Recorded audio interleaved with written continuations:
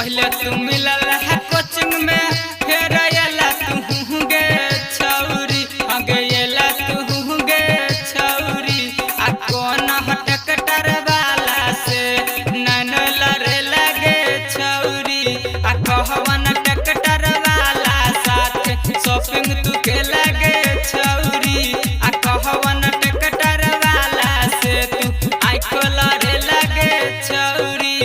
पहले तू मिलला कोचिंग में फिर डेट बने लगे छौरी हगे डेट बने लगे छौरी आ कहवन टकटर वाला से तू खेत जोते लगे छौरी आ कहवन जेसीबी वाला से माटी खुने लगे छौरी माटी खुने लगे छौरी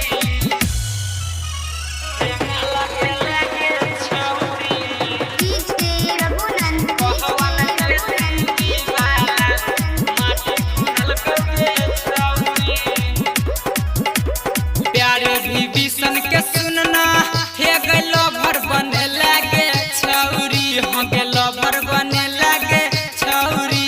आ डीजे जिया बुला गुडू से तू सेटिंग के लगे छौरी आ डीजे जिया बुला गुडू से तू नैना